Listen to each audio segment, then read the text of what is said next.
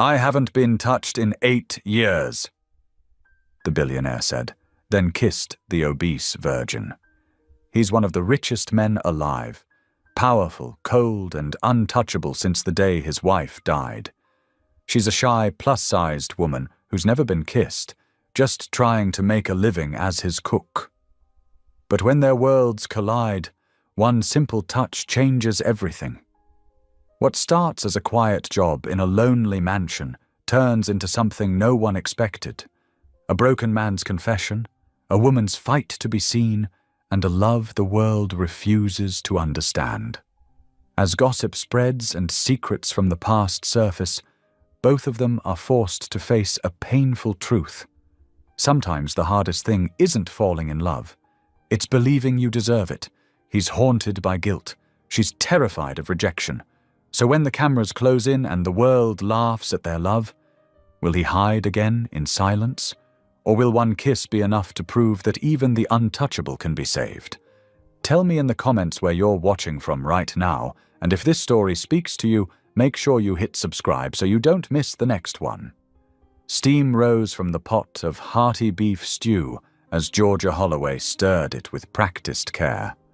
The rich aroma of herbs and slow-cooked meat filled the community center's humble kitchen, bringing a small smile to her face. She'd added extra vegetables, just like her grandmother taught her, to make sure the veterans got a proper, nourishing meal. "Bless their hearts," she murmured, ladling generous portions into bowls. Her arms ached from hours of cooking, but seeing the grateful faces of the veterans made it all worthwhile.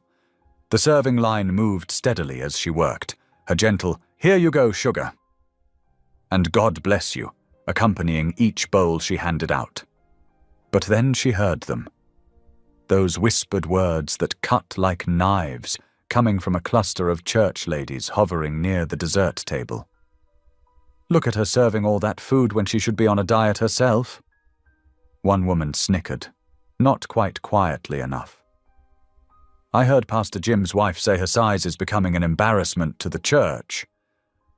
Another added with mock concern, "Well, what do you expect? She probably samples everything she cooks." Georgia's hand trembled slightly as she continued ladling stew, her chest tightening with each cruel word. She'd known these women for years, had cooked for their children's baptisms, their wedding anniversaries. The betrayal stung worse than the insults. She blinked rapidly, willing the tears not to fall. Not here, not now. The veterans didn't deserve to have their meal service disrupted by her hurt feelings. So she did what she'd always done, smiled through the pain and kept serving. "Would you like some more cornbread, sir?" she asked an elderly veteran in a wheelchair, her voice steady despite the lump in her throat. The event seemed to stretch on forever, but finally the last bowl was served and the cleanup began. Georgia was just finishing loading the dishwasher when her phone buzzed. A text from Pastor Jim. "Please stop by my office before you leave." The walk to the church next door felt like marching to her own execution. She'd been catering church events for 8 years. Surely the gossip hadn't gotten that bad. But deep down, she knew what was coming. Pastor Jim's office was warm and familiar, filled with books and family photos. But today it felt cold and foreign. He couldn't quite meet her eyes as she settled into the chair across from his desk.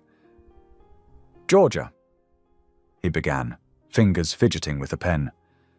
"You know how much we value your service to the church." Her heart sank. She'd heard enough corporate training videos to recognize what came after that kind of opening. "But," she prompted quietly.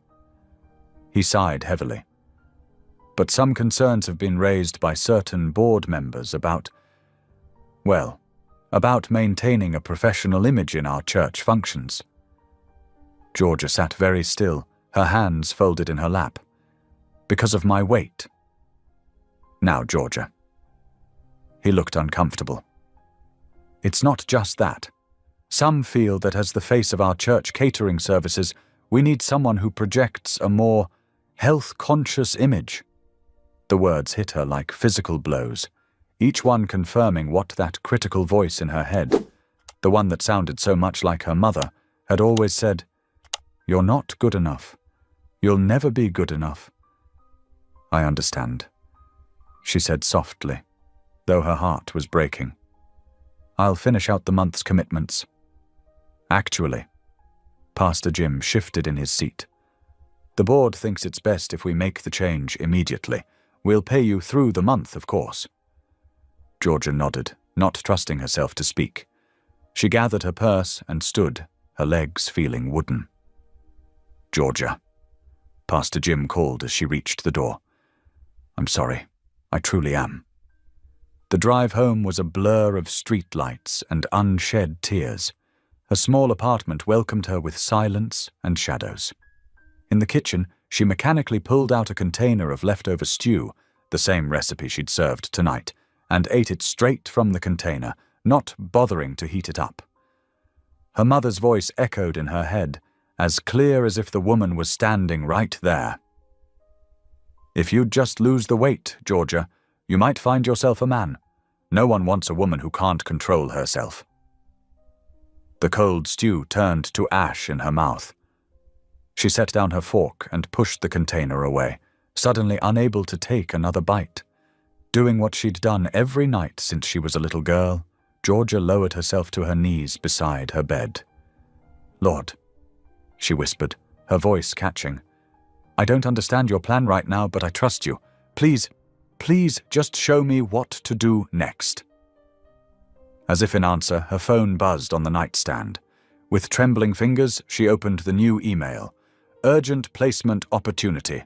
Private chef position. Temporary contract location. Coastal estate. Client. High-profile individual. Immediate start required competitive compensation." Georgia stared at the screen, her heart beating faster. She'd registered with the employment agency months ago, almost as an afterthought, never expecting anything to come of it.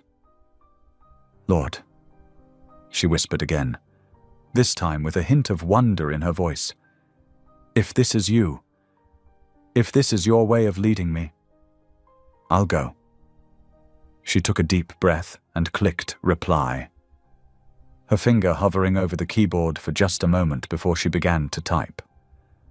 Sometimes, she reflected, when one door closes, God doesn't just open a window. He opens the whole wall. Maybe, just maybe, this was her moment to walk through it. The morning sun painted Georgia's small bedroom in gentle stripes through the Venetian blinds.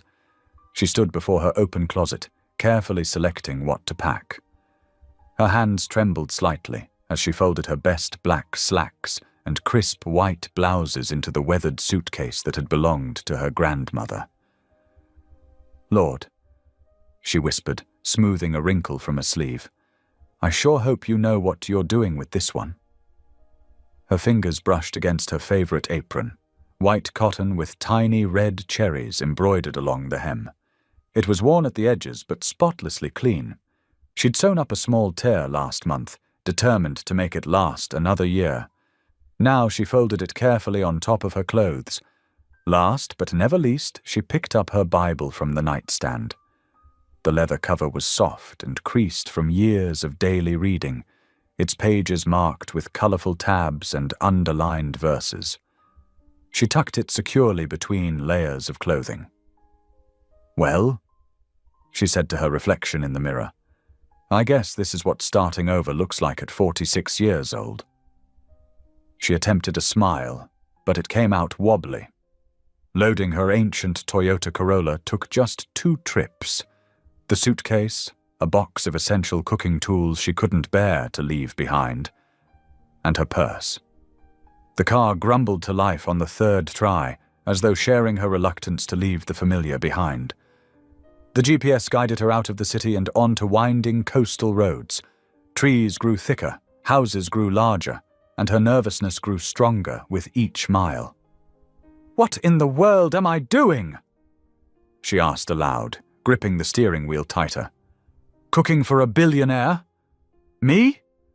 A burst of nervous laughter escaped her. "Lord, you must have quite the sense of humor. I mean, What does a billionaire even eat? Caviar for breakfast, gold-plated steaks. The road curved sharply, revealing glimpses of ocean between the trees. Georgia's breath caught at the beauty of it, sunlight dancing on the waves far below. "At least the view's nice," she murmured. "Though I suppose that's not much comfort if I mess this up spectacularly." After another 15 minutes of increasingly exclusive neighborhoods, the GPS announced her arrival. Georgia pulled up to an imposing iron gate set into a stone wall that stretched as far as she could see in both directions. A security camera swiveled to focus on her car. "Hello?" she called uncertainly toward the intercom panel. "I'm Georgia Holloway, the new chef?" The gate swung open silently. Georgia drove through, following a winding driveway that seemed to go on forever. When the house finally came into view, she had to remind herself to keep breathing. Mansion was too modest a word for it. The structure before her looked like something out of a movie, all glass and stone and sharp angles, perched on a cliff overlooking the ocean. It was beautiful in a cold, untouchable way, like a sculpture in an art museum. As Georgia parked in the circular driveway, the front door opened. A tall, thin woman with steel-grey hair pulled into a severe bun emerged. She wore a charcoal grey dress and practical shoes, and her expression suggested she'd just bitten into something sour. "Ms. Holloway?" The woman's voice matched her appearance, crisp and no-nonsense. "I am Mrs. Brigham, the housekeeper. Please follow me." Georgia grabbed her cooking tools and hurried to keep up with Mrs. Brigham's brisk pace. "Thank you, ma'am. I appreciate—" "Your belongings will be taken to your quarters." Mrs. Brigham interrupted, leading her through the front door. "First, you must learn the rules." The interior of the mansion was even more impressive than the exterior. Every surface gleamed with a perfection that seemed almost artificial. Their footsteps echoed on marble floors, and Georgia felt suddenly very aware of her practical shoes and simple clothes. "The kitchen is this way?" Mrs. Brigham continued, leading her through a series of rooms that felt more like a museum than a home. Everything was arranged just so, but nothing felt lived in. No magazines left open, no coffee cups on tables, no signs of actual life. The kitchen, when they reached it, was a chef's dream, all stainless steel and state-of-the-art equipment. But like the rest of the house, it felt untouched, as though no one had ever actually cooked there. "Mr. Thorne takes his meals in the dining room at 7 o'clock in the morning, 12:30 in the afternoon, and 6 o'clock in the evening," Mrs. Brigham recited. "You will prepare the meals and leave them on the table. Under no circumstances are you to remain in the dining room or attempt to interact with Mr. Thorne directly." Georgia nodded, trying to take it all in. "Does Mr. Thorne have any particular preferences or dietary restrictions I should know about?" "He eats whatever is served," Mrs. Brigham replied flatly. "Though I would suggest avoiding anything too experimental. Mr. Thorne appreciates consistency." The tour continued through what felt like endless rooms, each as perfect and lifeless as the last. Mrs. Brigham pointed out the service stairs, the laundry facilities, the staff entrance she was to use, and finally her quarters, a surprisingly comfortable suite with its own small sitting room and bathroom. "Your personal effects will be here shortly," Mrs. Brigham said. "Dinner service begins in 3 hours. Do you have any questions?" Georgia had about 1,000 questions, but something told her Mrs. Brigham wasn't the person to ask. "No, ma'am, thank you." Left alone in the kitchen, Georgia took a deep breath and rolled up her sleeves. "Well, Lord," she murmured, tying on her cherry print apron. "I guess it's just you and me now." She opened the industrial-sized refrigerator and found it fully stocked with premium ingredients. After some consideration, she decided to start with what she knew best, a hearty beef stew with fresh vegetables and herbs, the kind that could warm both body and soul. As she worked, she hummed old hymns under her breath, the familiar motions of chopping and stirring helping to calm her nerves. The kitchen gradually filled with the rich aroma of simmering stew. At precisely 6 o'clock, Georgia ladled the stew into a bowl, arranged fresh-baked rolls on a plate, and carried everything to the dining room. The massive table could have seated 20, but only one place was set. At the head of the table, facing the floor-to-ceiling windows and the darkening ocean beyond. Before leaving, she paused. "Lord," she whispered, "bless this food to the nourishment of body and soul, and maybe bless whoever's eating it too." That night, after returning to her quarters, Georgia tried not to worry about whether the mysterious Mr. Thorne would like her cooking. She distracted herself with unpacking, arranging her few belongings in the spacious drawers and closets. The next morning, she arrived early in the kitchen to prepare breakfast. To her surprise, the bowl from the previous night's dinner sat in the dish rack, scrubbed completely clean. Next to it on the counter was a plain white note card with 2 words written in precise handwriting. "Keep cooking." Georgia smiled, tucking the note into her apron pocket. Maybe, just maybe, this strange new chapter of her life would work out after all. Georgia settled into a routine over the next 3 days, finding comfort in the familiar rhythms of cooking despite the strange emptiness of the mansion. Every morning, she'd arrive in the pristine kitchen before sunrise, switching on the lights that cast warm pools of gold across the stainless steel surfaces. The silence was profound, broken only by the soft whir of appliances and her own quiet humming of hymns. She noticed small signs of Elliot Thorne's presence, though she never saw him. A coffee cup left in the sink, footprints on the freshly mopped floor, or the sound of distant piano music late at night that would stop abruptly if she ventured too close. It was like living with a ghost, she thought, one who appreciated good food, at least, judging by the consistently empty plates that returned to the kitchen. Each meal she put extra care into the presentation, arranging everything just so on the formal china. Sometimes she'd leave. Little touches, a sprig of fresh herbs, or a note with the ingredients listed in her neat handwriting. She wasn't sure why she did it, except that it felt wrong to serve food without adding that personal warmth she'd always believed was essential to good cooking. On the 4th evening, the coastal fog had rolled in thick and heavy, making the marble floors slightly slick from the humidity. Georgia had just finished baking a loaf of her grandmother's honey wheat bread, its golden brown crust still warm from the oven. The recipe was one of her favorites, passed down through generations of her family, and the familiar scent of it filled the kitchen with memories of Sunday dinners and grace said over steaming plates. She carefully arranged thick slices on a silver serving plate, adding a small crock of freshly whipped butter beside them. The bread would accompany the roasted chicken she'd prepared, with herbs tucked under its crispy skin and vegetables roasted to caramelized perfection around it. "Just let me get this bread to the table," she murmured to herself, lifting the tray. "Then I can start on tomorrow's menu planning." The lighting in the hallway between the kitchen and dining room was dim, with shadows pooling in the corners. Georgia moved carefully, conscious of the precious cargo in her hands. She was almost to the dining room when it happened. Her foot hit a patch of moisture on the marble floor, and suddenly the world tilted sideways. The crash seemed deafening in the silence of the house.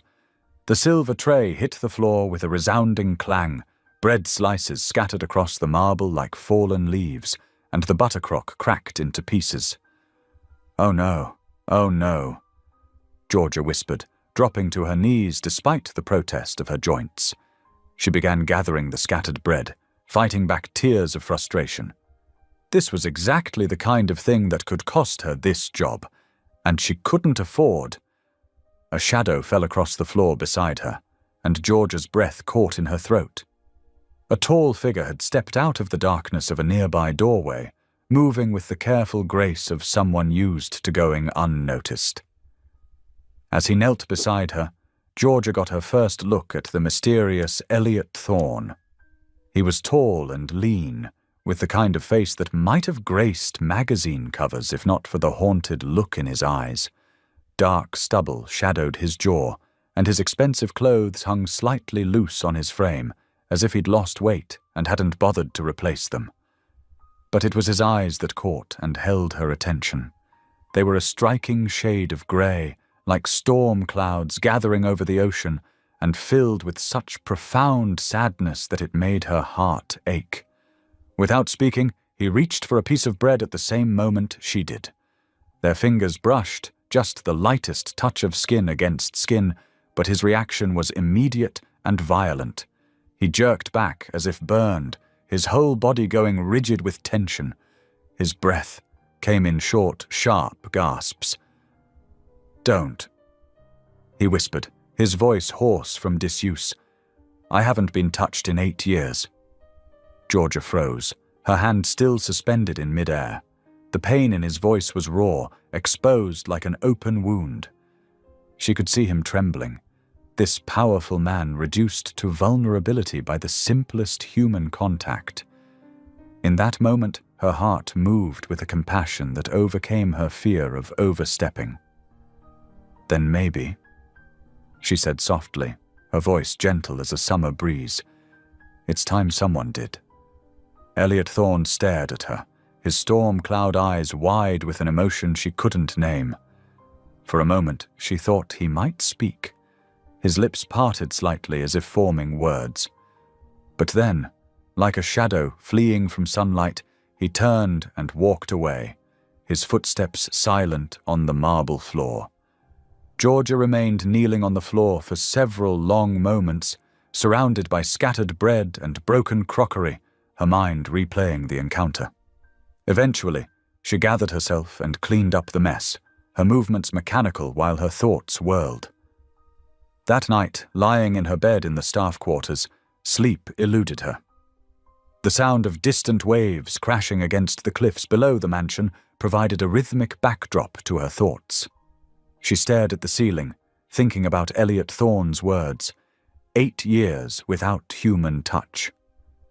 What kind of pain, she wondered, could make a person retreat so completely from human contact?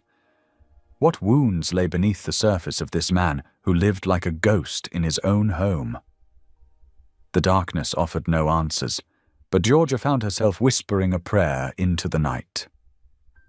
"Lord," she murmured, "whatever hurt him so badly, please help me understand. And if it's your will, maybe help me help him heal." The waves continued their endless rhythm against the shore, and somewhere in the massive house, she thought she heard the faint notes of a piano, playing a melody that sounded like grief given voice. The morning after their encounter in the hallway, Georgia found a cream-colored note card propped against the coffee maker. The handwriting was precise, almost architectural in its clean lines. "The beef stew was excellent, thank you." She smiled, tracing the words with her fingertip, noticing how the ink had pooled slightly at the end of each letter, as if the writer had hesitated before moving on. It became their way of talking. Each day brought new notes, like leaves scattered across the kitchen's pristine countertops. "The rosemary bread reminded me of a bakery in Paris," one read. Another simply asked, "How do you make the sauce so smooth?" Georgia began responding in kind, leaving her notes tucked under empty plates or folded beside the coffee machine. She wrote her recipes on index cards, adding little stories about where she'd learned them or what made them special. "My grandmother taught me this pie crust recipe," she wrote one day. "She always said love was the secret ingredient." The next morning, she found his reply. "Isabel used to say the same thing. She was my wife. She loved to bake." It was the first time he'd mentioned his wife by name, and Georgia felt the weight of that trust. She responded carefully, writing on a pale blue napkin, "She sounds like she had a beautiful soul." As the days passed, their notes grew longer, more personal. Elliot shared memories of Isabel's favorite dishes, her love for fresh strawberries, how she would only eat chocolate cake on rainy days. Georgia found herself looking forward to his messages, each one revealing another piece of the man who lived like a shadow in this vast house. One Wednesday evening, as the setting sun painted the kitchen in shades of amber and gold, Georgia stood at the stove stirring a pot of homemade vegetable soup. Without thinking, she began to hum. An old hymn her grandmother had taught her. "Great is thy faithfulness." The melody filled the kitchen, mingling with the steam rising from the pot. She was halfway through the second verse when she felt it, that subtle shift in the air that meant she wasn't alone. She didn't turn around, but she could sense him there, lingering in the doorway like a moth drawn to lamplight. The hymn continued to flow from her lips, soft and sure. When she finally glanced over her shoulder, their eyes met. Elliot stood with one shoulder against the doorframe, his face half hidden in shadow. But his eyes, those storm cloud eyes, were fixed on her with an intensity that made her breath catch. "You remind me of someone who used to sing," he murmured, his voice rough with emotion. George's hands stilled on the wooden spoon. "Then I hope it brings you peace?" she replied softly. He didn't respond, but he didn't leave either. Instead, he remained in the doorway, silent and still, until the last notes of the hymn faded into the evening air. Only then did he slip away, leaving nothing but the lingering sense of his presence. Georgia finished preparing dinner with trembling hands, her mind full of questions she didn't dare ask. Who had sung to him before? Was it Isabel? What happened to make this man retreat so completely from the world? That night, as she sat in her room reviewing recipes for the next day, she heard it. The sound of piano keys being struck, hesitant at first, then growing more confident.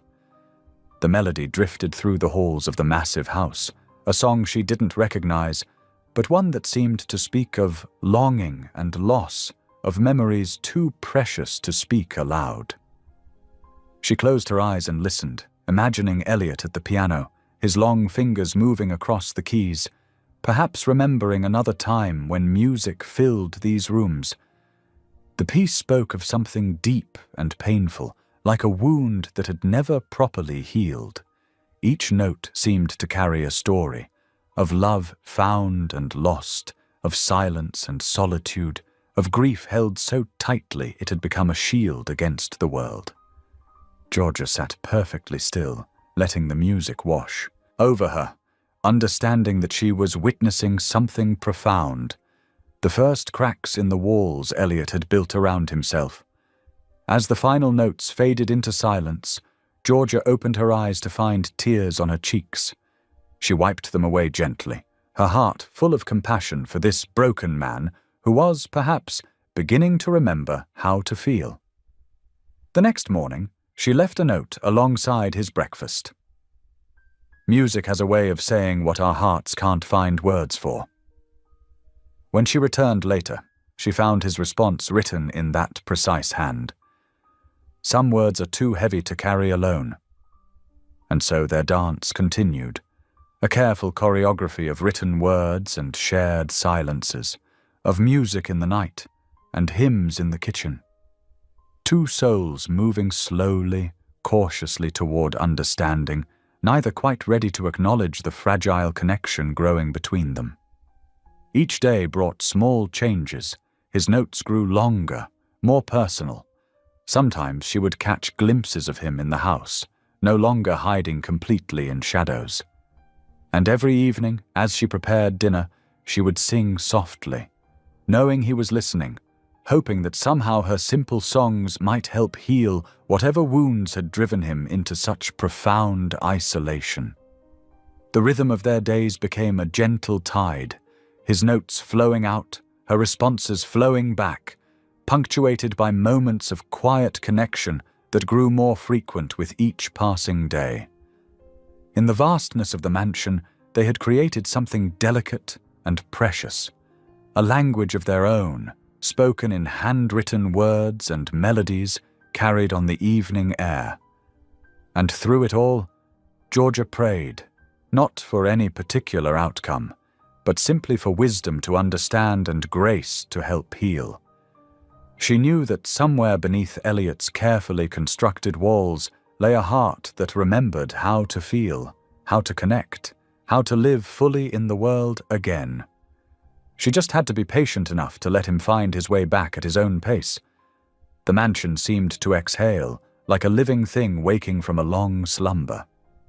Georgia noticed it first in small ways. Curtains drawn back to let sunlight stream across polished floors, windows cracked open to let in the salt-tinged breeze. Fresh flowers began appearing in crystal vases throughout the house, their sweet perfume chasing away the sterile silence that had dominated the halls. Even Mrs. Brigham's stern demeanor softened around the edges. One morning, Georgia caught the housekeeper humming while arranging lilies in the foyer, a faint smile playing at the corners of her mouth. When their eyes met, Mrs. Brigham didn't try to hide it. "It's good to hear music in these walls again," the housekeeper said softly, touching a velvet petal. "The house has been too quiet for too long." Georgia continued her daily rhythm of cooking and leaving notes, while Elliot's responses grew longer and more personal. Sometimes she'd find little sketches in the margins, a musical note, a flower, fragments of the life he'd locked away for so long. But their peaceful routine shattered one crisp morning when Mrs. Brigham burst into the kitchen, her face tight with worry. She thrust a tabloid magazine onto the counter, its glossy pages open to a grainy photograph. Georgia's heart sank as she saw herself, arms full of grocery bags, walking up the mansion's front steps. The headline screamed in bold letters, "Billionaire's plus-size chef. Is she feeding more than his appetite?" The article was cruel, filled with snide comments about her weight and speculation about her relationship with Elliot. They called her the lonely billionaire's comfort cook. And worse, questioning her qualifications and suggesting she was taking advantage of a grief-stricken man. "Mr. Thorne needs to be informed," Mrs. Brigham said, her voice strained. This could attract more unwanted attention. Before Georgia could respond, heavy footsteps echoed down the hall. Elliot appeared in the doorway, his face thunderous, a tablet clutched in his white-knuckled grip.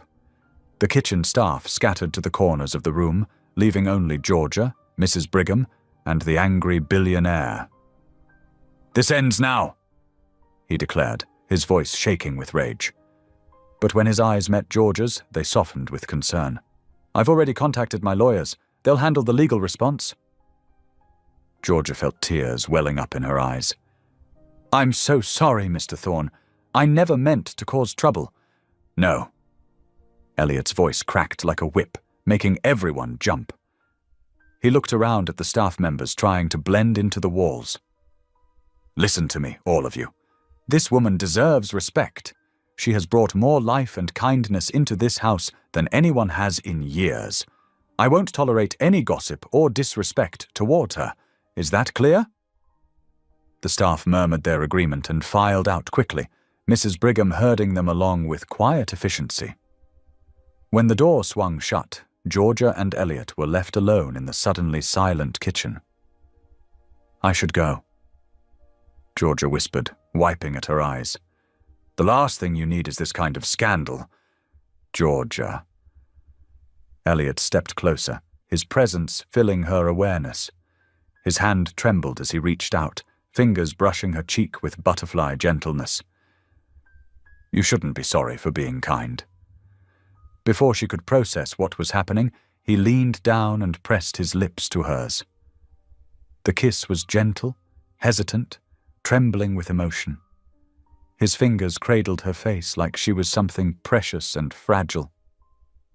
Georgia's heart thundered in her chest as the world seemed to stop spinning for just a moment. When they finally pulled apart, Elliot rested his forehead against hers, his breathing unsteady. "I didn't mean to," he whispered.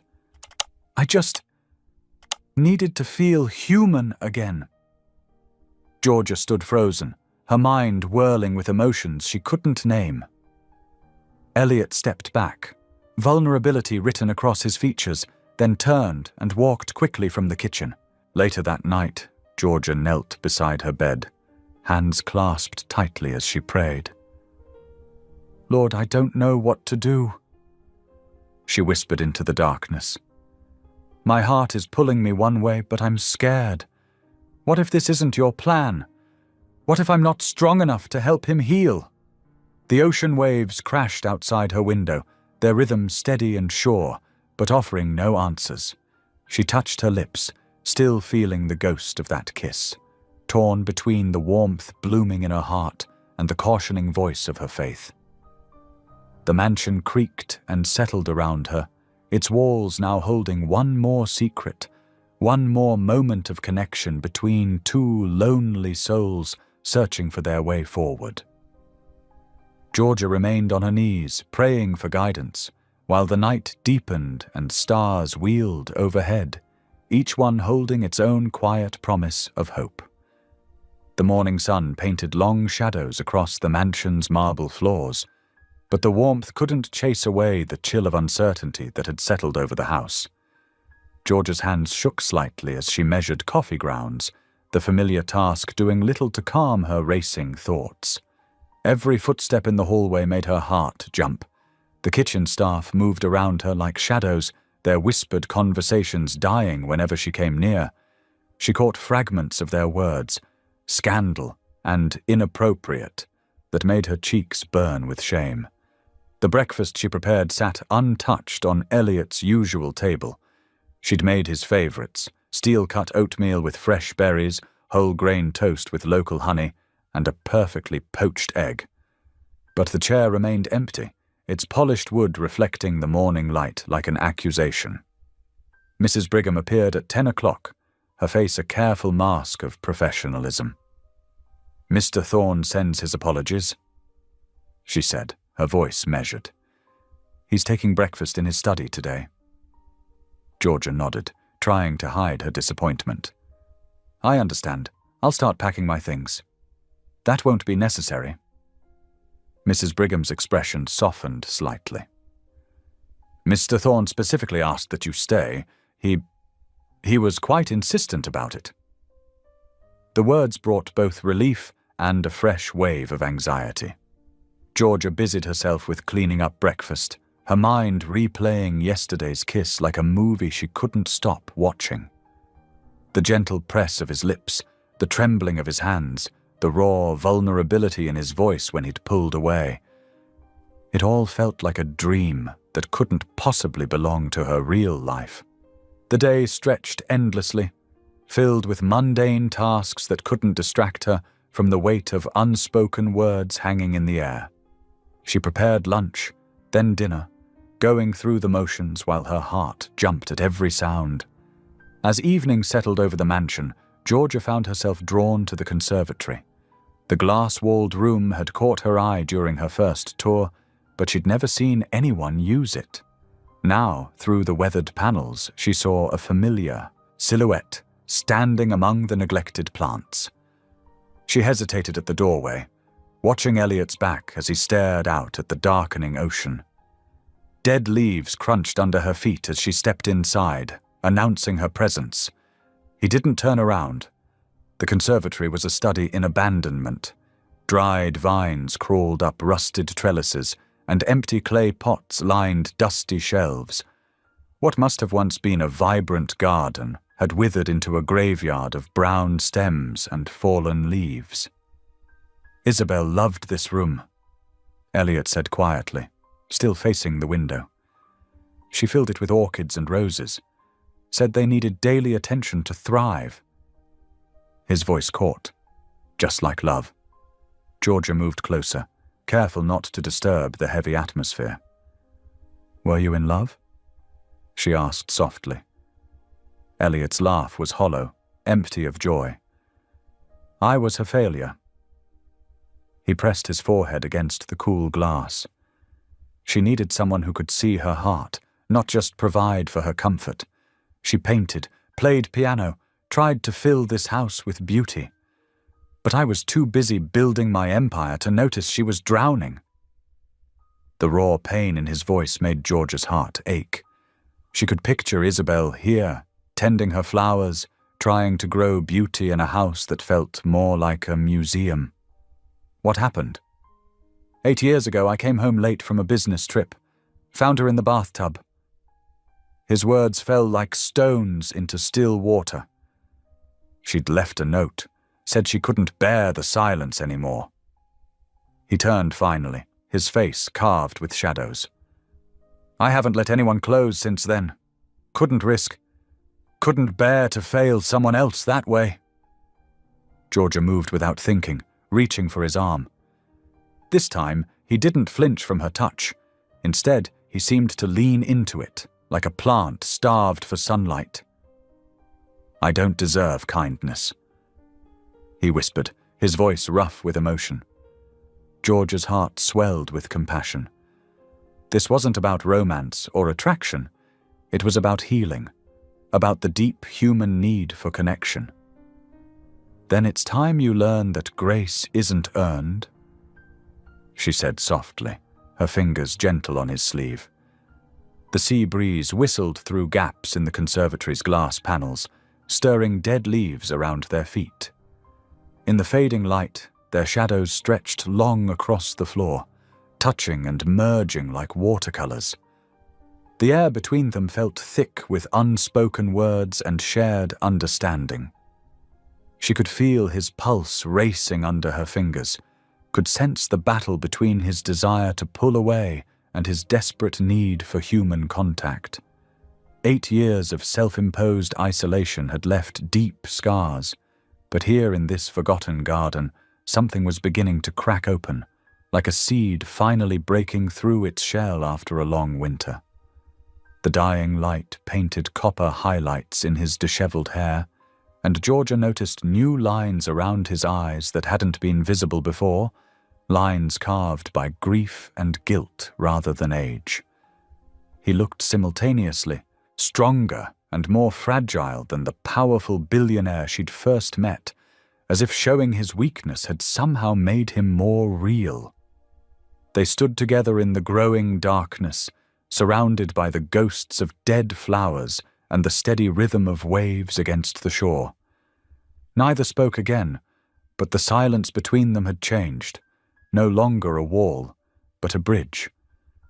The mansion seemed to exhale, like a body finally letting go of long-held tension.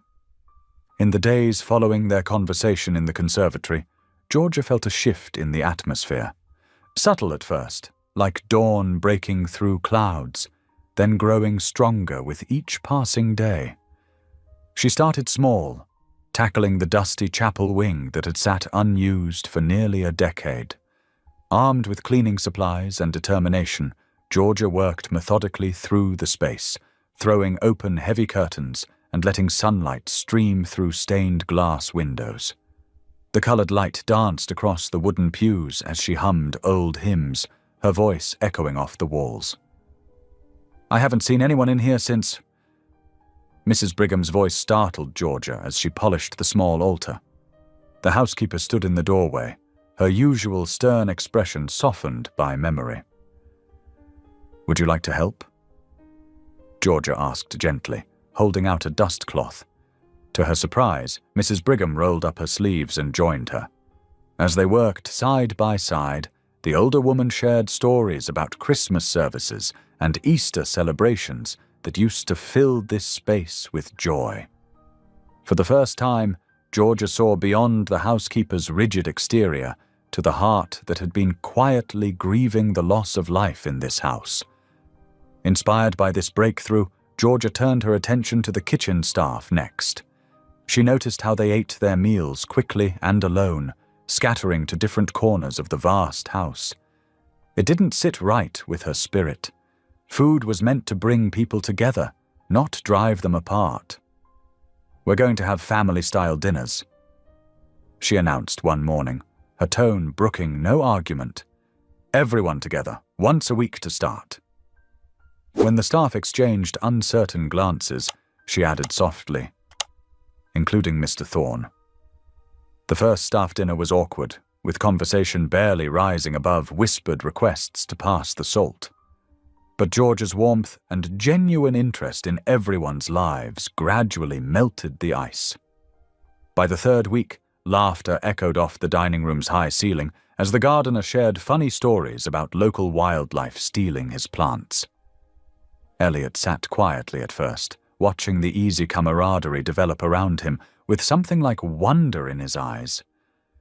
Georgia noticed how he seemed to absorb every moment, like a man who'd forgotten what simple happiness looked like. The kitchen became the heart of the house, pumping life through its corridors. Georgia's gospel playlist provided a constant soundtrack as she cooked, her voice joining in with songs of praise and joy. More than once, she caught Elliot lingering in the doorway, a small smile playing at the corners of his mouth. "Your music choices are interesting," he teased one afternoon, raising an eyebrow at the upbeat chorus filling the kitchen. Georgia waved a wooden spoon at him playfully. "Don't pretend you haven't been tapping your foot to 'Oh Happy Day.' I saw you." His laugh, genuine and unguarded, surprised them both. It transformed his face, erasing years of sadness for a brief moment. George's heart did a little flip at the sound. Their friendship grew in these quiet moments, built on shared smiles and comfortable silences. She learned to read his moods in the set of his shoulders, while he seemed to sense when she needed space to pray or think. They circled each other carefully, both aware of the deeper currents pulling them together, but neither quite ready to name them. The changes in Elliot were subtle but significant. He started joining morning staff meetings, actually listening to concerns about household operations. His emails to the office became less frequent as he spent more time engaging with the people around him. The haunted look in his eyes began to fade, replaced by something warmer, more present. One evening, as Georgia finished cleaning up after dinner, Elliot appeared in the kitchen clutching an old leather-bound book. His fingers traced its worn spine almost reverently. "I found this while cleaning out some boxes," he said, placing it on the counter. "It was Isabel's grandmother's cookbook." Georgia wiped her hands on her apron and approached carefully, sensing the weight of this moment. The book's pages were yellowed, many marked with handwritten notes in different styles of penmanship, generations of women adding their wisdom to family recipes. "I'd forgotten what home feels like until you walked in," Elliot said quietly, his voice rough with emotion. "This house, it was just a place to hide, but you've made it feel alive again." Georgia's throat tightened with emotion. "Would you like some coffee?" she asked softly. "We could look through it together." He nodded, and they settled at the kitchen island while the coffee brewed. As rain began pattering against the windows, they pored over the cookbook's pages, sharing stories sparked by different recipes. "My mother made the worst biscuits," Elliot chuckled, pointing to a recipe. "Hard as rocks. We used to joke about using them as paperweights." Georgia smiled, remembering her own childhood. "My mama was the opposite. Everything she touched turned to gold in the kitchen. But she was so protective of her recipes, she'd shoo everyone out when she cooked. I learned by sneaking peeks around the doorframe." The hours slipped by unnoticed as they traded memories, their coffee growing cold in forgotten cups. The gentle rain outside created a cozy cocoon around them, making the vast kitchen feel intimate and warm. By midnight, Georgia knew more about young Elliot's adventures and mishaps than she'd learned in all her previous weeks at the mansion. She saw him now not as the reclusive billionaire or the grieving widower, but as a man who'd lost his way and was slowly finding his path back to joy. His smile came easier, his laughter more frequent, and when their eyes met across the kitchen island, she felt something shift and settle in her heart, a recognition of possibility, of hope. The rain continued its soft percussion against the windows, nature's gentle reminder that even the longest drought can end, that new life can spring from barren ground. In this quiet midnight hour, surrounded by the warmth of shared stories and the scent of coffee, Georgia felt the mansion's transformation mirroring their own, from a place of shadows to one of light, from silence to song, from loneliness to connection. The morning sun cast long shadows through the study windows as Georgia dusted the endless rows of leather-bound books. The room smelled of old paper and polish, a scent that reminded her of libraries and quiet afternoons. She hummed softly while working, careful not to disturb the organized chaos of Elliot's private sanctuary. As she lifted a heavy volume of financial records, a yellowed newspaper clipping fluttered to the floor. Georgia bent to retrieve it, and her breath caught as she read the bold headline, "Tech mogul's wife found dead. Questions surround Isabel Thorne's tragic end." Her hands trembled as she scanned the article. The words seemed to leap off the page. Sources close to the family suggest marital troubles. Mrs. Thorne's history of depression, Mr. Thorne's notorious workaholism and emotional unavailability. Questions remain about the circumstances. Georgia's heart ached as she studied the accompanying photograph. Isabel Thorne had been beautiful, with delicate features and sad eyes that seemed to look right through the camera. She wore a flowing dress and sat at the grand piano, the same one that now stood silent in the east wing. "Lord, give me wisdom," Georgia whispered, carefully folding the clipping. She couldn't unread those words, but neither could she judge. Everyone had their burdens, their crosses to bear. Still, the article's implications weighed heavy on her heart as she continued her cleaning, each dust mote in the sunlight seeming to carry the weight of untold stories. Throughout the day, Georgia went about her usual tasks, but her mind kept returning to the article. She saw Elliot differently now, understanding better the shadows that haunted his eyes, the way he flinched from human contact. It wasn't just grief she saw in him. It was guilt. Evening settled over the mansion like a heavy blanket. Georgia had just finished preparing a light supper when the first notes of piano music drifted through the halls. The melody was hauntingly familiar, the same one she'd heard before, but tonight it carried an extra measure of sorrow. Following the sound, Georgia made her way to the east wing. The doctor to the music room stood slightly ajar, spilling warm lamplight into the darkened hallway. She paused at the threshold, not wanting to intrude, but drawn by both the music and the soft sounds of distress coming from within. Elliot sat at the piano, his shoulders curved inward, as if protecting himself from invisible blows. In the soft light, she could see tears tracking down his face as his fingers moved across the keys. The melody spoke of loneliness and regret, of words left unsaid and chances never taken. Without thinking, Georgia began to sing softly. "Amazing grace, how sweet the sound that saved a wretch like me." The piano music faltered, then stopped. Elliot's hands fell away from the keys, but he didn't turn around. "You shouldn't have to see this side of me," he whispered, his voice rough with emotion. Georgia took a step into the room, then another. "Maybe it's the side that needs the most love." The words hung in the air between them, heavy with meaning. Elliot's shoulders began to shake, and Georgia moved closer, placing a gentle hand on his back. This time, he didn't pull away. "I killed her," he said, so quietly she almost missed it. "Not with my hands, but with my neglect, with my silence, with my absence." Georgia pulled up a chair beside him, close enough to offer comfort, but not so close as to overwhelm. "Tell me," she said simply. And he did. The words poured out of him like a dam breaking, years of pent-up guilt and grief finding release.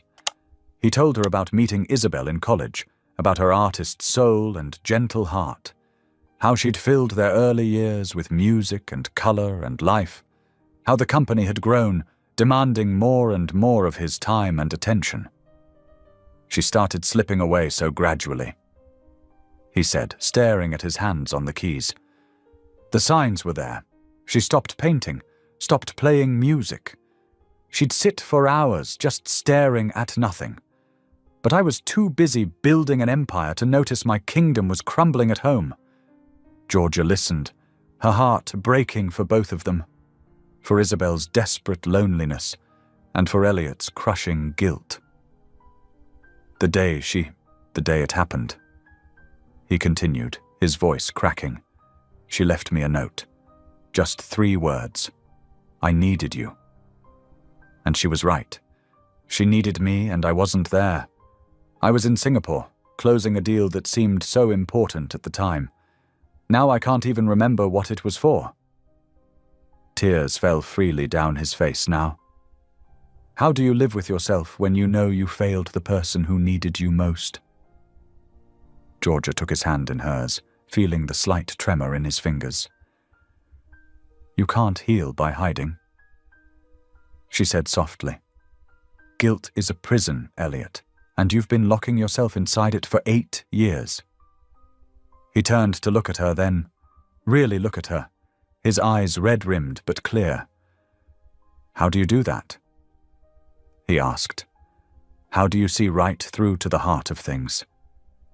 She smiled gently. Because I've learned that God doesn't waste our pain. Sometimes our deepest wounds become the very places where His light shines through. They sat in companionable silence for a moment, the weight of confession hanging between them like a shared breath. Then Georgia began to sing again, soft and low. Amazing grace, how sweet the sound. This time, Elliot's hands found the keys, accompanying her. The melody rose and fell, filling the room with something that felt like hope. As they made music together, Georgia could almost imagine Isabel smiling down on them, grateful that her husband was finally learning to open his heart again. When the last note faded away, Elliot spoke again, his voice stronger now. Thank you, he said simply, for not running away when you saw the mess inside me. Georgia squeezed his hand. Sometimes the biggest act of faith is just sitting with someone in their pain. That night marked a turning point in their relationship. The walls that had kept Elliot isolated for so long began to crumble, brick by brick, under the gentle persistence of Georgia's compassion. Their connection deepened, rooted now in something more profound than attraction or comfort, a shared understanding of brokenness and the possibility of healing. As Georgia walked back to her room later that night, she felt the weight of responsibility settling on her shoulders. She wasn't just cooking meals anymore. She was watching a man's soul come back to life. It was beautiful and terrifying all at once, and she sent up a silent prayer for wisdom to handle this fragile trust with the care it deserved. Georgia stood in the doorway of the guest house, her mind already transforming the dusty space into something vibrant and alive. Sunlight streamed through the large windows, illuminating dancing dust motes and highlighting the room's potential.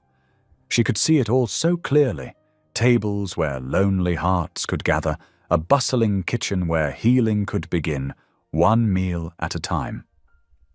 What do you think? She asked, turning to Elliot, who stood beside her, his hands in his pockets.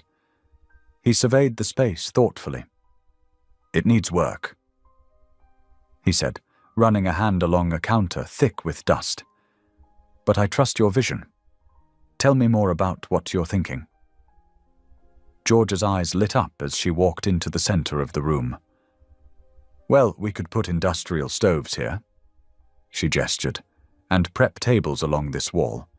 Maybe some round tables by the windows where people can sit and talk while they eat. She paused, suddenly self-conscious. I know it's a big ask. It's perfect. Elliot interrupted, a small smile playing at his lips. This place has been empty for too long. Like me, I suppose. Over the next few weeks, the guest house transformation became their shared mission.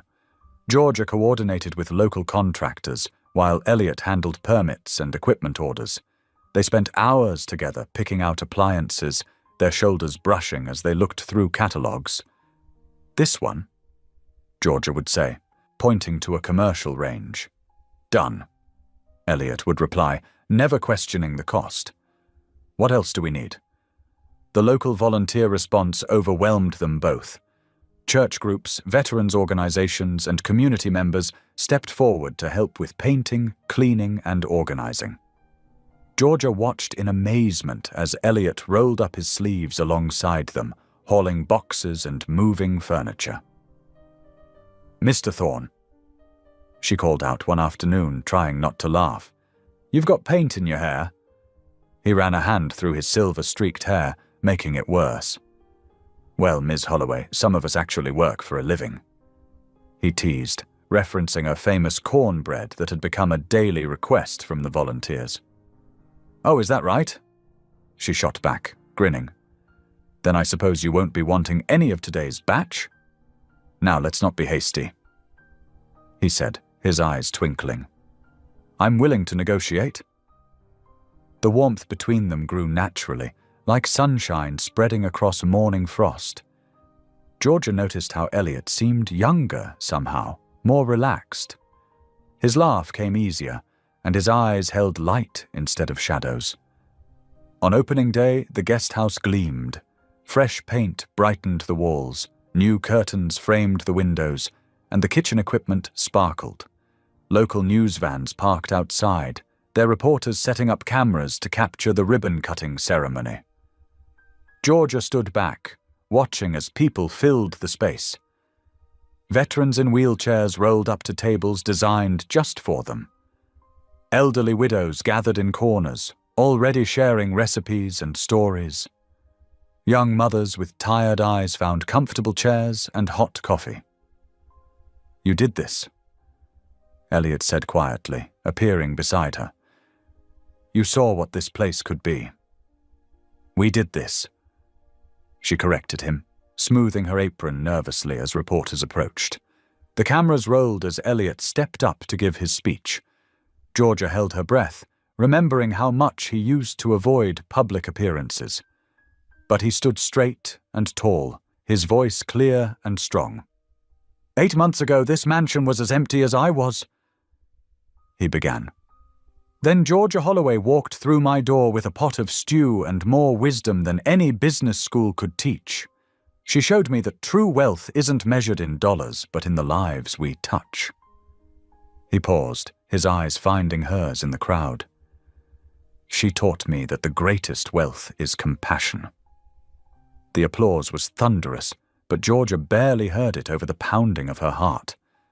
She watched as Elliot handled interviews with grace, deflecting personal questions and keeping the focus on the community kitchen's mission. As evening approached, the crowds thinned out. The last reporter packed up their equipment, and the volunteers headed home, leaving behind a comfortable silence.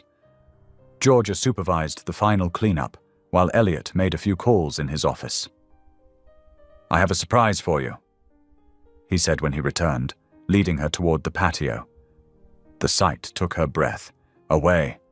Dozens of lanterns hung from strings stretched between posts, their warm light creating a magical glow. A small table had been set for two, with fine china and crystal glasses catching the light. When did you do all this? She asked, touching one of the lanterns gently. I may have had some help, he admitted, pulling out her chair. Mrs. Brigham is quite the conspirator when she wants to be. They shared a meal of all their favorites, her cornbread, his mother's pasta recipe, fresh vegetables from the garden they'd started behind the kitchen. The ocean provided a gentle soundtrack, waves whispering against the shore below. "I've been thinking," Elliot said as they finished their dessert, "about how much has changed since you arrived." Georgia nodded, remembering the cold, empty mansion she'd first encountered. "Everything feels more alive now." "Yes," he agreed softly, "including me." In the lantern light, his face looked open and vulnerable, reminding her of that night at the piano when he'd first shared his pain. But now there was something else there too. Hope, perhaps, or possibility. Slowly, deliberately, he reached across the table for her hand. Georgia looked at his outstretched fingers, remembering how he once flinched at the slightest touch. Now he was offering connection freely, choosing to reach out instead of pull away. She placed her hand in his, feeling the warmth of his palm against hers. Neither spoke for a long moment, letting the simple contact say what words couldn't yet express.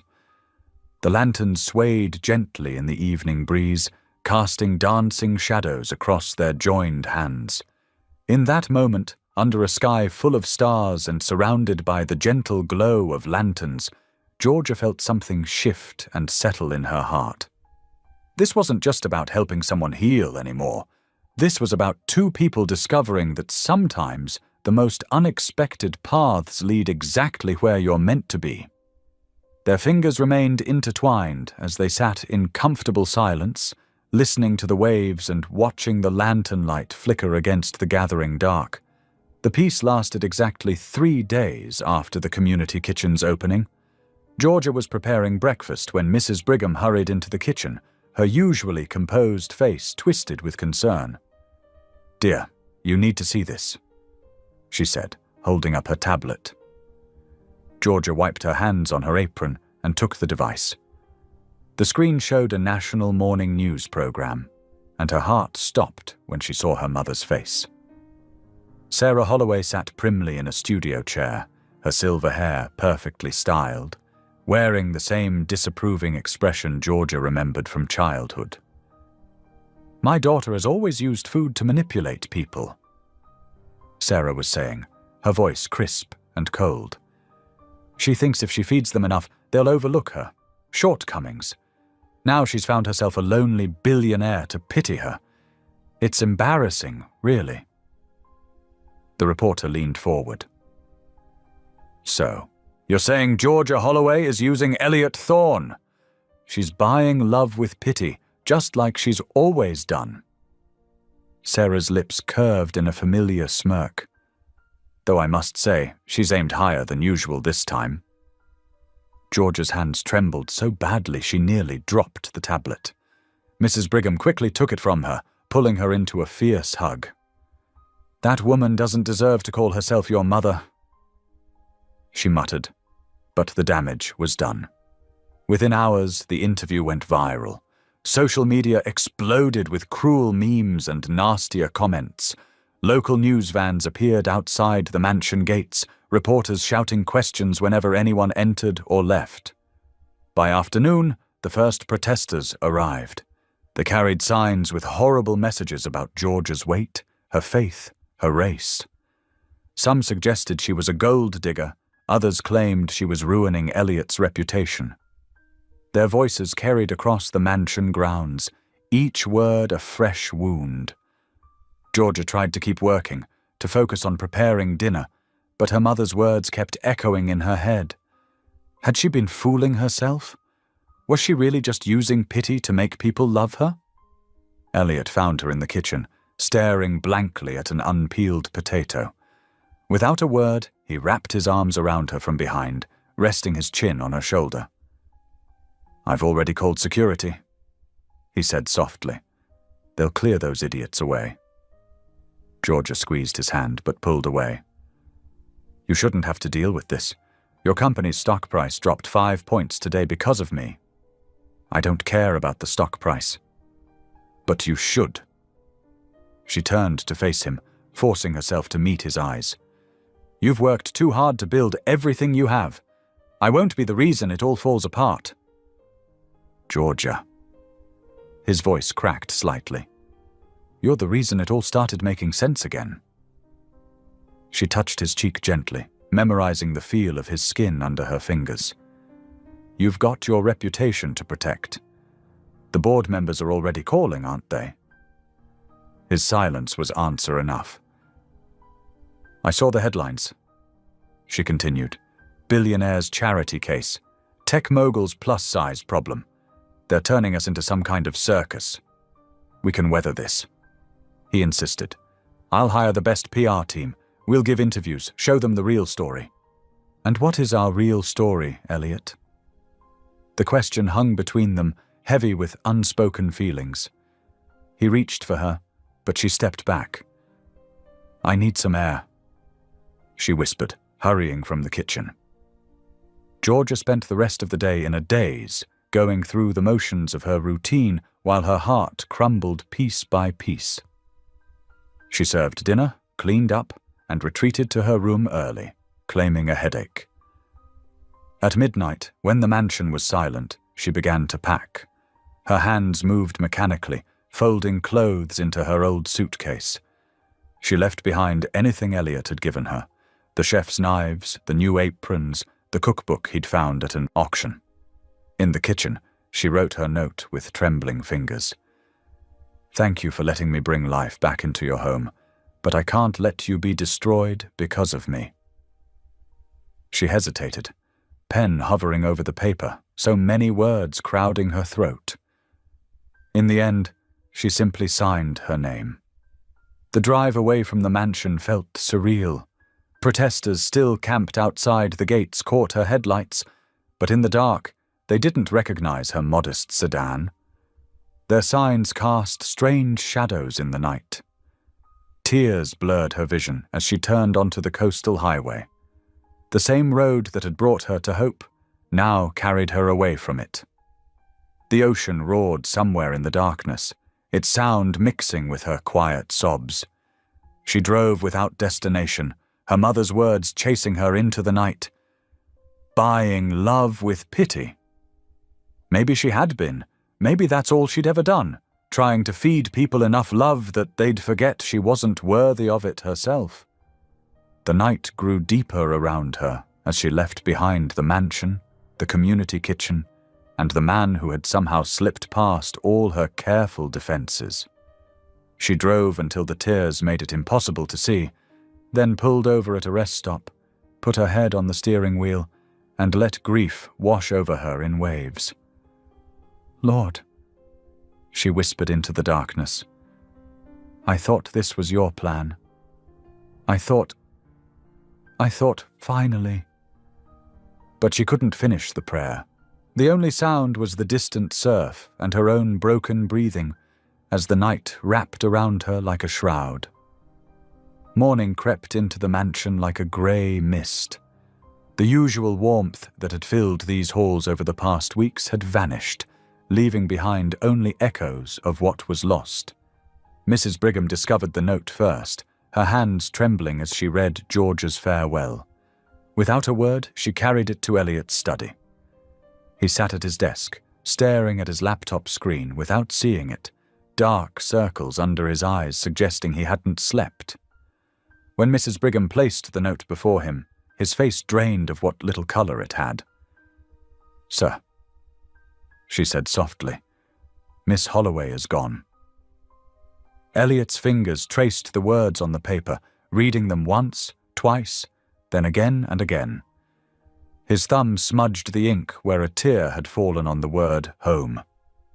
The paper crinkled in his grip as his shoulders hunched forward. "When?" he asked, his voice barely above a whisper. "Sometime in the night, sir. Her room is empty.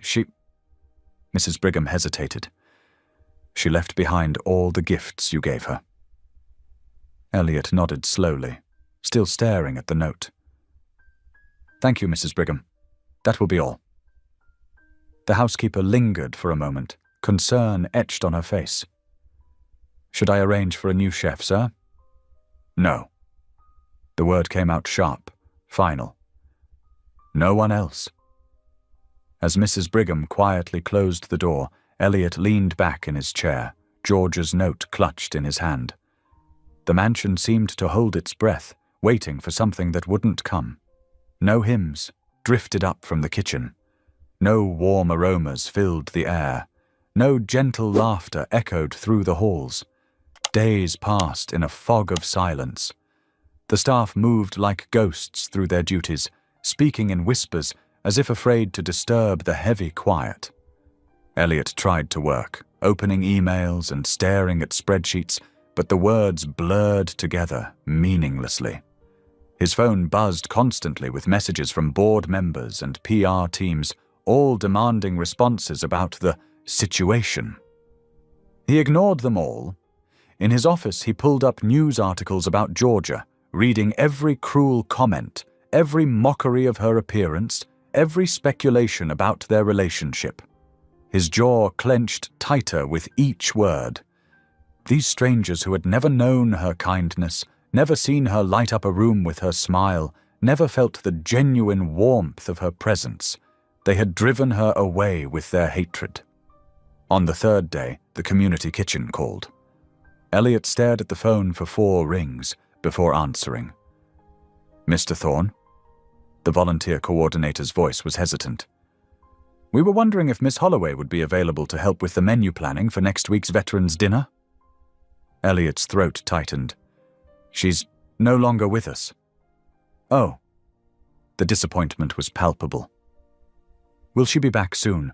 The veterans keep asking about her cornbread, and Mrs. Jenkins says no one makes chicken soup quite like Georgia does." "I'm sorry," Elliot managed. I don't know if... He couldn't finish the sentence.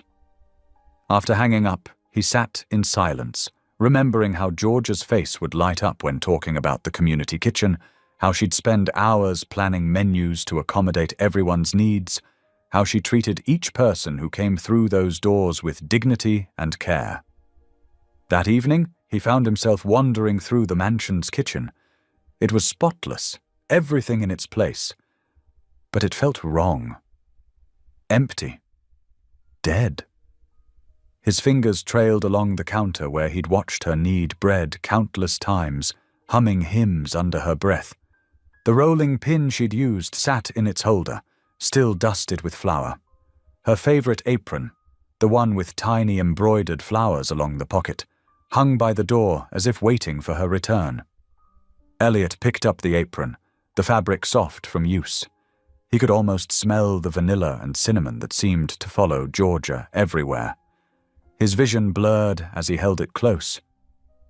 "You were the miracle," he whispered into the quiet kitchen. Not the mess. The truth of those words hit him hard. Georgia had never been the problem. She'd been the solution he didn't know he needed. She'd brought life back to his home, hope back to his heart, and for the first time in 8 years, she'd made him want to be better than he was. Standing there in the kitchen where she'd worked her quiet magic, Elliot felt something break inside him. The walls he'd built after Isabel's death, the careful distance he'd maintained, from everyone and everything, the fear that had ruled his life, it all came crashing down. Without thinking about it, without planning it, he found himself kneeling on the kitchen floor. 8 years of avoiding prayer, of turning away from faith, of believing he didn't deserve grace. And now here he was, on his knees, George's apron clutched in his hands. "God," he whispered, his voice rough with emotion. "I know I haven't. It's been a long time." He swallowed hard. "I don't deserve to ask for anything.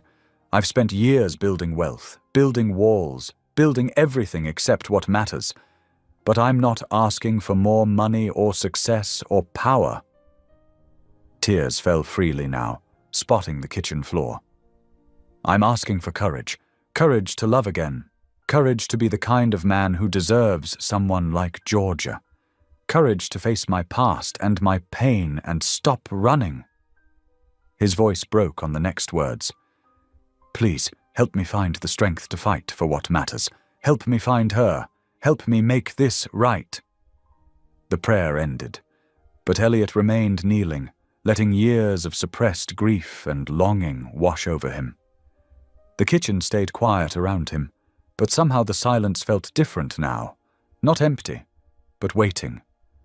Not dead, but dormant. Like the earth before spring, holding the promise of renewal beneath the surface. Finally he stood, carefully hanging George's apron back on its hook. His legs felt shaky, his heart raw and exposed, but for the first time in years, he felt something else too. Hope. Small and fragile as a seedling, but alive. The mansion might feel dead now, the piano might be silent, and the halls might echo with absence. But Elliot knew one thing with absolute certainty. He couldn't let this end here. Not when Georgia had taught him how to live again. Not when she'd shown him what real strength looked like. Not when she'd helped him remember how to feel. He touched the rolling pin one last time, remembering how Georgia's hands had moved with such confidence as she worked. She'd known exactly how to bring things to life. Bread, hope, hearts. Now it was his turn to learn from her example, to stop hiding, to start healing, to fight for what mattered. Night settled over the mansion, but Elliot remained in the kitchen, surrounded by memories of the woman who had changed everything. Tomorrow would bring new challenges, new decisions, new chances to prove he could be better than his past. But for now, he let himself feel the full weight of loss and love, knowing that sometimes the deepest prayers are the ones we pray on our knees in empty kitchens, holding nothing but hope and an apron full of memories. 6 days. 6 endless days since Georgia had left, and each one stretched longer than the last. The mansion's halls echoed with a silence that felt heavier than before she'd arrived, because now Elliot knew what he was missing. On the 7th morning, he sat in his study, absently scrolling through news feeds when he found himself watching that cruel interview again. Georgia's mother, a sharp-featured woman with judging eyes, sat primly on a floral couch, speaking words that dripped with poison. But this time, instead of feeling anger, Elliot focused on the location tag beneath her name. Speaking from Millbrook, Tennessee. His hands trembled as he grabbed his car keys. The sky outside matched his mood, dark clouds gathering, promising rain. He didn't bother packing a bag or telling the staff where he was going. He just needed to drive, to move, to do something to break this paralyzing emptiness. The first drops hit his windshield as he pulled out of the gates. By the time he reached the highway, the rain was falling in sheets, but he kept going. The wipers beat a steady rhythm as memories of Georgia flooded his mind. He remembered her standing in his kitchen that first night, the way she'd whispered grace over food she wasn't even going to eat. He saw her kneeling to help him pick up broken pieces of bread and china, unafraid to touch his trembling hands. He heard her humming hymns while she worked, her voice carrying peace into every corner of his home. Lightning flashed across the sky, illuminating the road ahead. 3 hours into his journey, the rain still hadn't let up. His hands gripped the steering wheel as he remembered their first real conversation in the conservatory, how she'd looked at him with such compassion when he'd confessed his failure with Isabel. "I don't deserve kindness," he'd told her.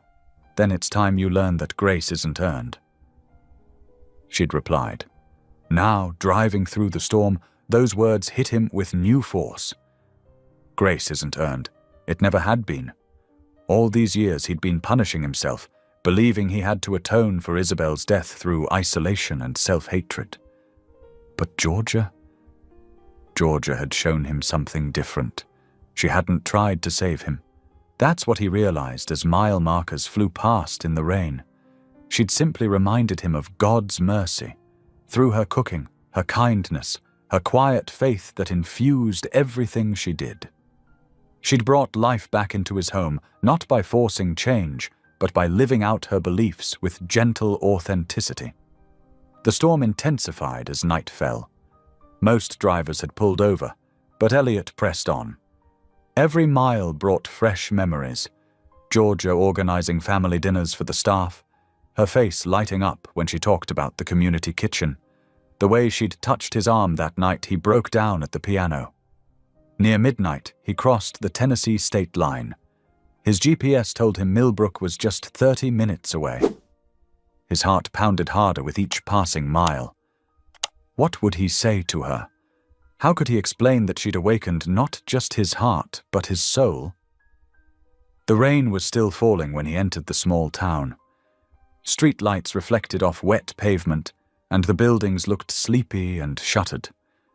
He drove slowly, searching, until he spotted a familiar car parked outside a modest white church. Georgia's aging sedan sat there, water streaming down its windows. Elliot pulled into the parking lot, killing the engine. Through the rain, he could hear music drifting from the church. Rich, soulful gospel harmonies rising above the storm. The sign out front read, New Hope Baptist Church, Sunday service 8:30 a.m. He glanced at his watch. 8:25. His clothes were rumpled from the long drive, and he hadn't shaved in days. But none of that mattered now. He stepped out into the rain, letting it soak through his expensive shirt and pants. The cold drops felt like a baptism, washing away his hesitation. Standing before the church doors, Elliot paused. The last time he'd entered a house of worship was for Isabel's funeral. 8 years of avoiding God, avoiding faith, avoiding vulnerability. And now here he was, dripping wet on a church doorstep in Tennessee. The music swelled inside, voices lifted in praise, piano and organ weaving together in joyful celebration. He recognized the melody. Amazing Grace.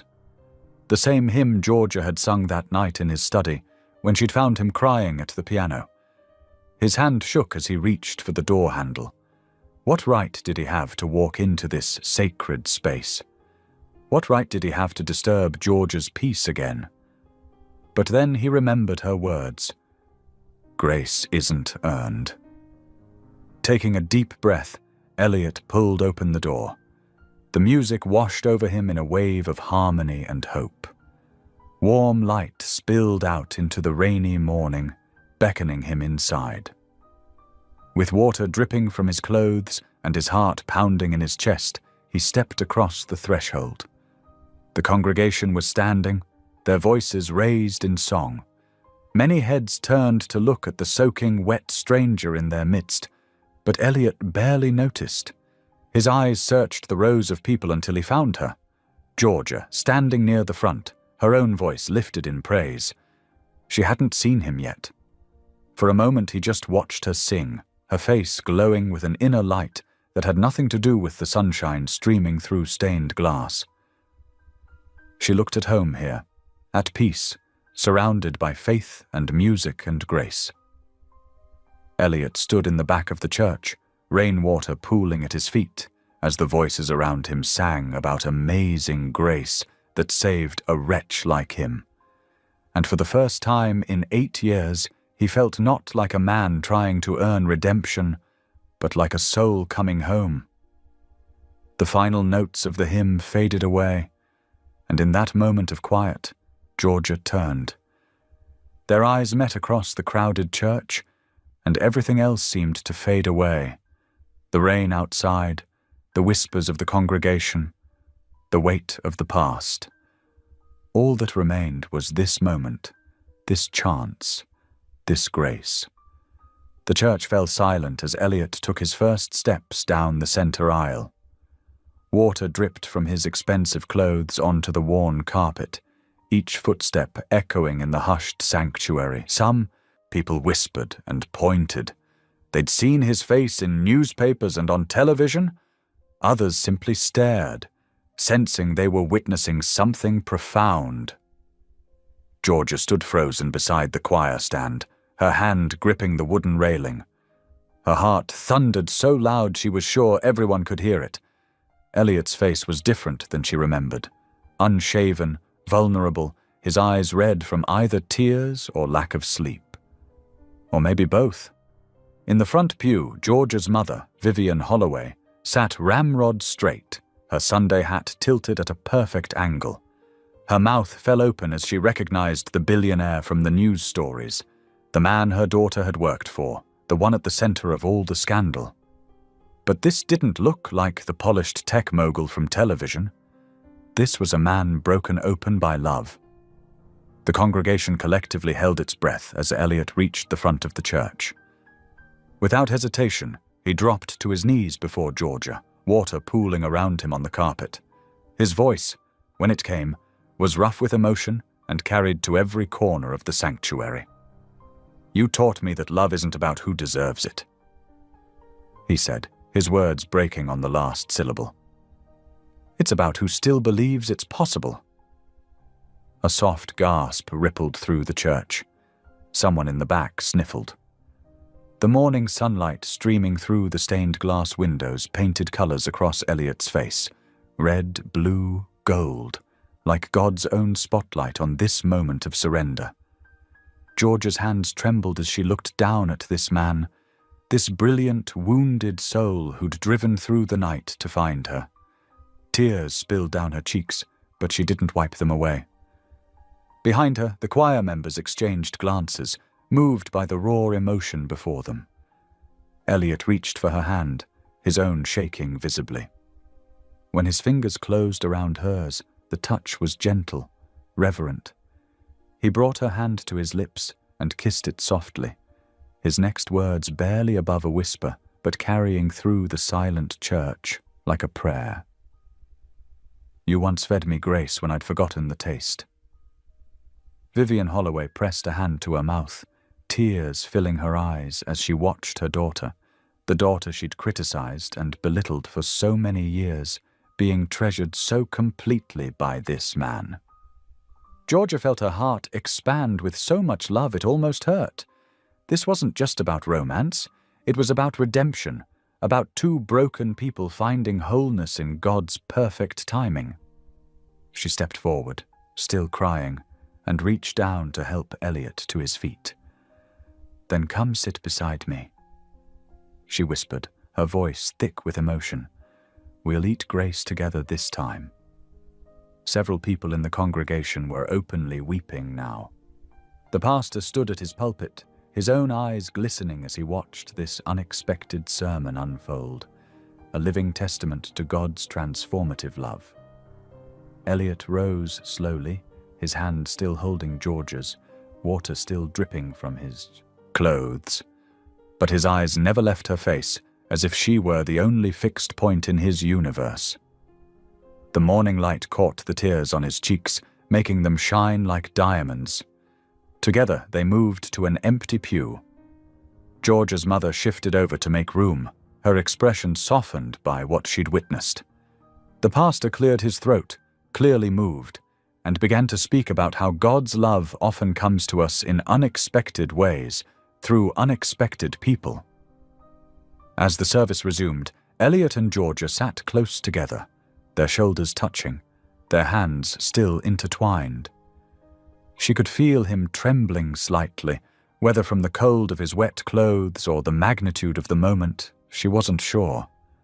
But when she squeezed his hand, he squeezed back, and she knew with absolute certainty that this was exactly where they both needed to be. The church's old heating system hummed softly, and the rain continued to fall outside. But inside, something profound had shifted.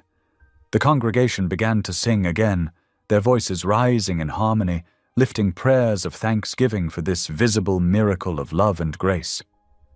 Elliot leaned closer to Georgia and whispered, "I didn't just come back for you. I came back for the person I become when I'm with you.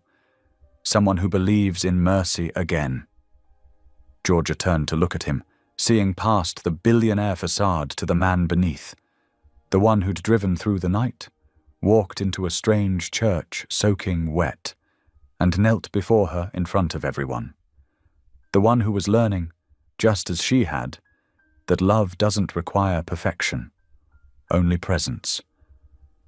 "Welcome home," she whispered back, and felt him relax beside her as the choir began to sing about amazing grace, about being lost and then found, about being blind but now seeing. The coastal mansion had transformed over the past few months. Where silence once ruled, joy now echoed through its halls.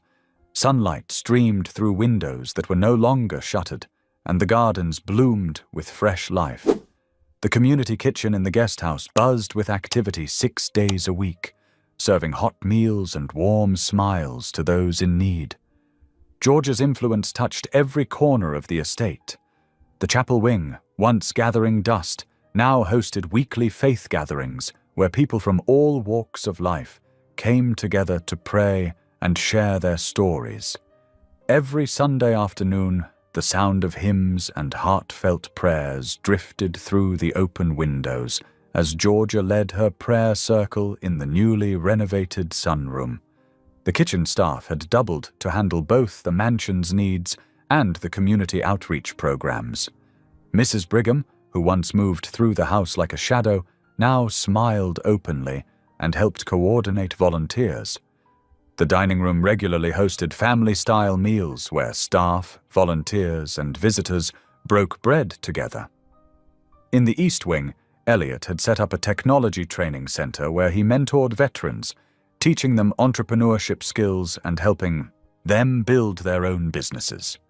The sound of keyboards clicking and enthusiastic discussions about startup ideas replaced the hollow echo of empty rooms. His eyes lit up when explaining complex concepts to his students, and he'd found a new purpose in sharing his knowledge. On this particular evening, as the sun began its descent over the ocean, Georgia and Elliot stood together on the master suite's balcony. The sea breeze carried the salt, sweet scent of the water, and seagulls called out their evening songs.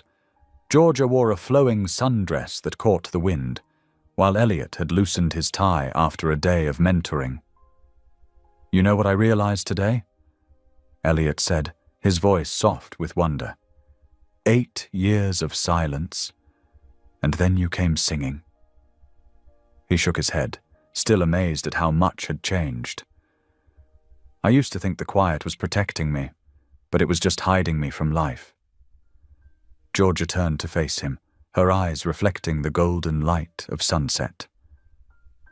"That's what love does when it's real," she replied, her voice gentle but firm. "It sings louder than pain." She reached up and straightened his collar, a simple gesture that would have made him flinch just months ago. "Love doesn't erase the hurt, but it gives us a new song to sing." Elliot's arms slipped around her waist, drawing her close. There was no hesitation now, no fear in his touch. The trembling that once accompanied every physical contact had melted away, replaced by the natural comfort of two souls who'd found their way home to each other. They stood there quietly, watching the waves dance below. From the guest house, they could hear laughter as the evening's cooking class wrapped up.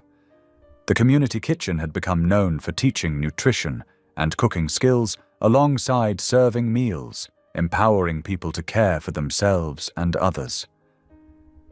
"Sometimes I wonder," Elliot murmured against her hair, "if Isabel can see us now, if she knows that her death wasn't the end of the story." His voice held no guilt now, just gentle remembrance. Georgia leaned back against his chest, feeling his steady heartbeat. "I believe she does, and I believe she's smiling, seeing you choose life again." The sunset painted the sky in brilliant oranges and pinks, a daily reminder of God's artistry. Below them, the first participants for the evening prayer meeting began arriving, their voices carrying up on the breeze. Some were regulars from the Veterans Program, others from the community kitchen, and still others from the local church, all drawn together by the spirit of healing that now permeated the mansion. Elliot's embrace tightened slightly, and Georgia felt him release a contented sigh. The man who once couldn't bear to be touched now found his greatest peace in holding her close. It wasn't just their love story. It was a testament to God's ability to restore what seemed irreparably broken. "We should head down," Georgia said softly. "The prayer circle will be starting soon." But Elliot, held her for one moment more, savoring the peace of this quiet interlude. "Thank you," he whispered, "for teaching me that grace isn't just something we receive. It's something we can give too." Georgia turned in his arms and placed her hand on his cheek, smiling at how naturally he leaned into her touch now. The setting sun cast a warm glow across their faces as they stood together, two hearts that had found healing in the most unexpected ways. The evening breeze carried the first notes of a hymn from below, and they knew it was time to join the others. But for this moment, they remained still, wrapped in each other's arms, watching the sun paint the sea in colors of promise. 1 year had passed since the community kitchen opened its doors, and the mansion hummed with an energy that made the very foundations sing. The late afternoon sun cast long shadows across the sprawling lawn, where dozens of tables had been set up for the anniversary celebration. White tablecloths fluttered in the gentle ocean breeze, and mason jar lanterns waited to cast their warm glow once darkness fell. Georgia stood in the doorway of the kitchen, taking in the scene before her. Volunteers bustled about, arranging flowers and adjusting place settings. The aroma of home-cooked dishes filled the air, her famous cornbread, slow-cooked pot roasts, and an array of comfort foods that had become favorites among their regular guests. "Need any help?" Elliot's voice came from behind her, and she turned to find him looking particularly handsome in a navy blazer, his silver hair catching the sunlight. "Just taking it all in," she replied, smoothing her dress, a flowing emerald green number that made her feel beautiful, something she'd never thought possible before meeting him. "Can you believe it's been a whole year?" He stepped closer, placing his hand at the small of her back. "Sometimes it feels like yesterday when you first walked through those doors. Other times—" He paused, his voice softening. "Other times it's like I can barely remember the silence that used to live here." The first guests began arriving as the sun dipped lower in the sky. Veterans from Elliot's entrepreneurship program, widows who'd found community in the kitchen, local families who'd been touched by their outreach. They all came bearing dishes and warm smiles. Mrs. Brigham, who now ran the household with considerably more cheer than before, directed the staff in lighting the lanterns as dusk approached. The mansion's grounds transformed in the growing darkness. Hundreds of twinkling lights strung between trees created a canopy of stars above the tables. The fountain in the center of the garden provided a gentle backdrop of flowing water, and speakers hidden among the shrubbery played soft gospel music. Georgia watched as Elliot moved among the guests, greeting each person by name. Gone was the man who'd hidden in shadows, replaced by someone who reached out to shake hands and didn't hesitate to embrace those who needed it. He stopped to listen to a young veteran's business proposal with genuine interest, then knelt beside an elderly woman's wheelchair to hear about her grandchildren. "He's something else, isn't he?" Mrs. Brigham appeared at George's side, her eyes misting slightly. "I worked here for 15 years before you came, and I never saw him truly smile. Now look at him." Georgia nodded, her heart full. God works in mysterious ways. As the evening progressed, the tables filled with laughter and conversation. Children darted between chairs playing tag, their joy echoing across the grounds. The food was served family style, dishes passed from hand to hand, stories shared over breaking bread. When most had finished their main course, Elliot stood and gently tapped his glass. The crowd fell quiet, all eyes turning to him. Georgia noticed his hand trembling slightly.